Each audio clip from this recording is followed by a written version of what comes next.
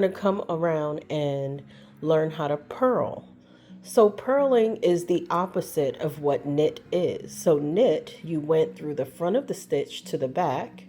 Now we're going to go through the back of the stitch to the front.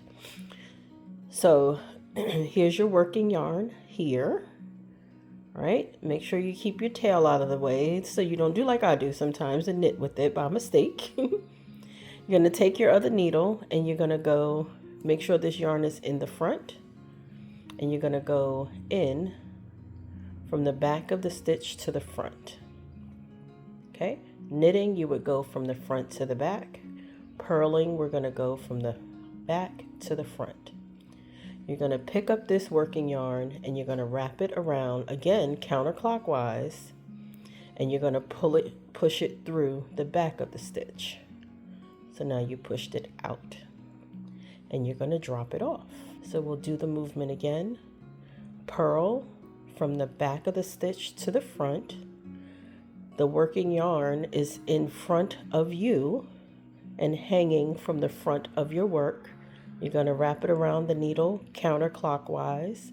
You're going to push it through to the back and you're going to drop the stitch off. Right? Push it through from back to front. Wrap the yarn counterclockwise. Push it through from front to back and drop it off.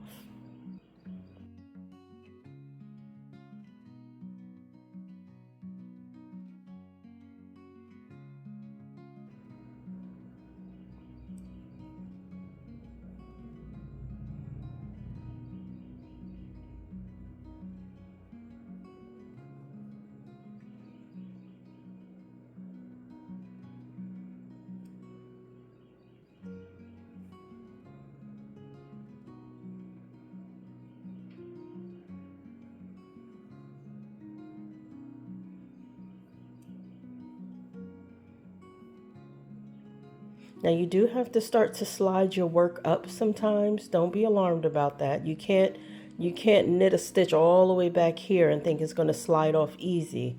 You have to give it some push. So when your work starts to, or the stitches start to feel like they're not close enough, I don't want you to have it hanging off right here, but you want it to be right around maybe the fattest part of the needle and just kind of let it linger right there. That's where you want it. That's your sweet spot.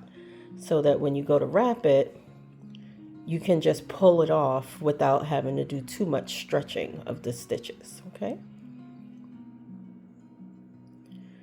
Back to front, counterclockwise wrap, push it out the back, and drop it off.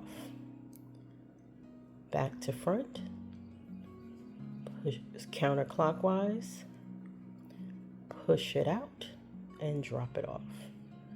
And I also want you to notice I'm using my fingertips, using my thumbs to help me get the stitches to do what I need it to do. The knitting needles are the primary tool that you're using to knit and purl.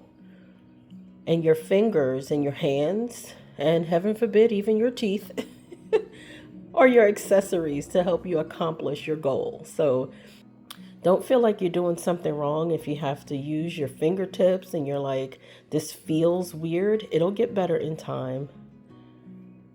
Just remember with purling, you going from the back to the front of the stitch. So you're stabbing it in backwards, right? You're still wrapping counterclockwise and you're pushing out the back and dropping the stitch off. I'll see you in the next video.